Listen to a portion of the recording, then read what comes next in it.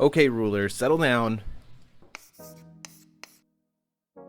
Ruler School is brought to you by Odyssey Games, where you can go to get pre-orders of all the upcoming Force of Will sets, as well as releases of previous sets after they come out.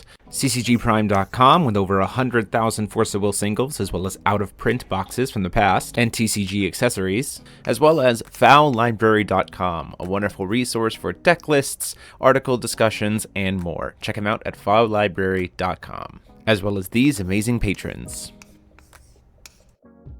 Special thanks to guest lecturer patrons Shukong Fu, Vite Ramen, and Maxime Van He. Thank you for your support. Class is in session. Hey there, rulers. Demo73 here, bringing you the deck profile for our Zeus Olympians deck. One thing to note is that this is a New Frontiers deck. However, the main deck itself is in respect to the Wanderer ban list and combination ban list. The only thing that you need to change about this deck to take it into Wanderer is instead of playing 4 copies of Six Sage, you just play 4 copies of Moonshape instead. The main deck itself, 100% playable in the Wanderer environment with absolutely 0 changes. Obviously, you can make some changes. You can add things to it if you want. There's a lot of cool cards in Wanderer that could find their way into this list, but you can literally just swap the stones and move this deck into Wanderer if you want. So here we go. Obviously, we're playing Zeus, King of Utility, versus with all of his Olympians and one-ofs. The main strength of this deck being the fact that on order, you get an enter effect to search for any Olympian, and those 12 Olympians will trigger their enter effects when revealed. It gives you a lot of versatility, gives you a lot of utility, and it makes it you want to be ordering Zeus as much as possible. Going into the main deck, we're playing a lot of pretty just standard Zeus package stuff. A single type copy of Tyvanamaki. Obviously, everything has to be singleton except the 4 copies of Zeus enters the Game of Gods, which is wonderful for that flexibility of being able to go get those Olympians you need. 1 each of Arena Expansion, Mount Olympus, all of the of Zeus's, Darkness to discard, Fire to mill, Water to draw, Light to destroy, and Wind to cancel. Thunder of Zeus is definitely kind of a win more card, but we wanted to try it. If you do get a package of, like, you have a bunch of the essences to get a bunch of different races, this card can be free, but it doesn't have to be fully free. So I'd probably cut this card moving into Wanderer. It just doesn't feel super necessary, but it is something that play there. We are playing, let me move this down here so all the Olympians are together. We're playing the essences. We're playing Odin's power, Alice's power, Shiva's power, Athena's power, Kage's power, Nyarlathotep's power, and Deus Ex Machina. We're not playing Dante. We're not playing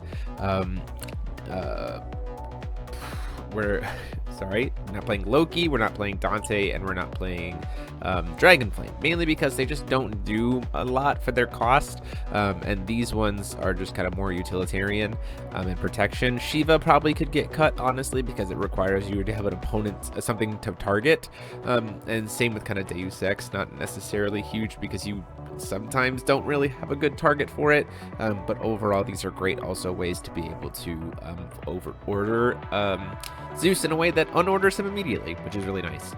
Obviously, we're playing all of the Olympians: Ares, Hera, Hades, Hestia, Artemis, Poseidon, Aphrodite, Persephone, Magna and Lenneth, Athena, Apollon, and then in terms of the cards in the deck that are not Olympians, we're playing Oborozuki because she's just insane for card selection and potentially gets to she'll grab an Olympian from the deck, and then you can do the Peep Top 3, potentially turning on